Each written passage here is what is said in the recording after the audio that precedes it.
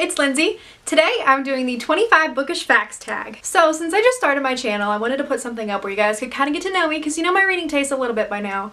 But these are just some things that'll help you get to know me a little bit better. Hopefully they're interesting. I'm probably pretty boring, but hey, who knows? So let's just jump right into the tag. I have been using the same bookmark since 2006. I know, I'm crazy. Been through the mill and back, I'd say. And yes, I'm a huge Pirates of the Caribbean fan, FYI. I'm a massive Harry Potter fan, and I have reread the series every single summer since I was 10 years old. Speaking of Harry Potter, when I was on my honeymoon in the Wizarding World of Harry Potter in Orlando, I got chosen in Ollivanders to like do the little like wand choosing ceremony. Wingardium Leviosa.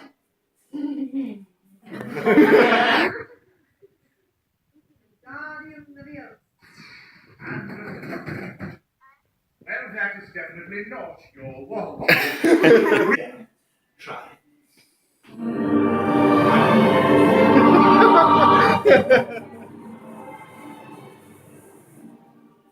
It's a perfect fit. Oh my gosh, it was probably one of the best moments of my life. When I'm reading a book, I have to read all the way through the chapter. I can't stop midway in a chapter, midway in a paragraph or whatever.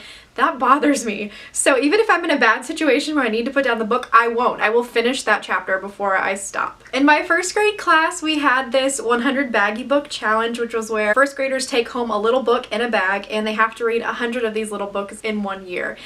And I was the only one in my entire class that didn't get to 100 baggy books. I only read 98 and it was heartbreaking. But you know what, like I'm over it because some of those people like probably haven't read a book since high school, so joke's on them. I tried out for a writing club at my middle school in 7th grade and I didn't make it. And it was really heartbreaking. But I made it in 8th grade, so I went to 2 competitions, didn't place, but out of like 400 kids, I think I did pretty good.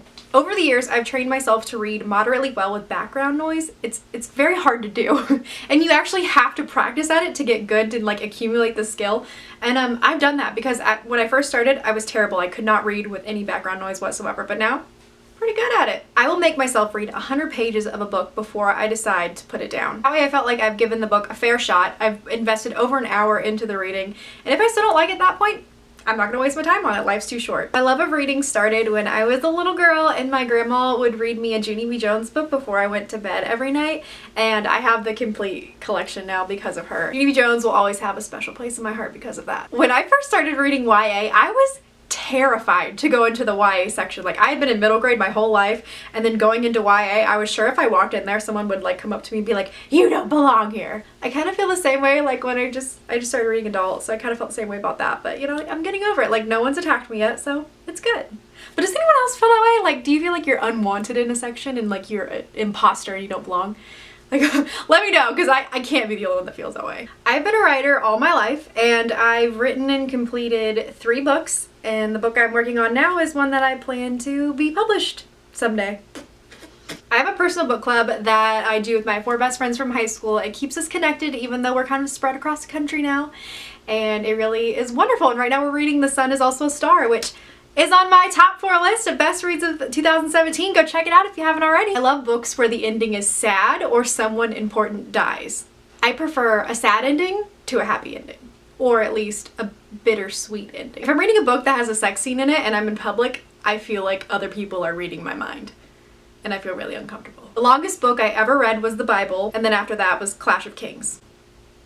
Very different. I get a little bit of a high when I walk into Barnes & Noble. I think that's normal. Does anyone else get that? Because I get that. I like all the books on my shelf to look very hodgepodge and eclectic, and I don't mind if the series don't match. Like some people that really bothers, they need all hardcover or all paperback. I like it all over the place. I'm crazy. I know that's gonna bother some of you out there, but it's my preference. I just like it kind of chaotic, like my life. I can almost always guess the twist in a book, which is a blessing and a curse in a way, but yeah. No matter how hard I try, I do not like poetry. I hate this trend that publishers are doing now where the book cover does not cover the actual book. That's why it's called covers, because it's supposed to cover. I have to find one.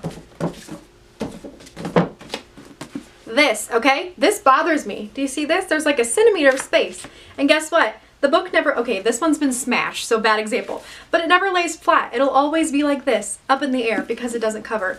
And this is an annoying trend, and I hate this. It's my biggest book pet peeve. I hate it so much. The oldest book that I own was printed in 1926, and it's a Bobbsey twin book. I love big books, and I know some people are really intimidated by it, but to me, the bigger the book, the better.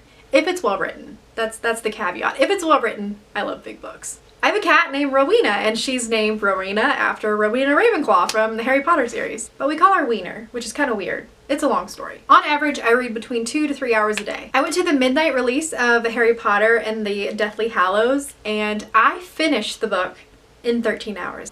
13 hours from midnight. On the midnight release date, I finished Harry Potter and the Deathly Hallows. It was a whirlwind. I have nothing to say. Okay, guys, sorry about the change in angle. My cat just like ripped through the room and took my whole tripod down, so that was fun.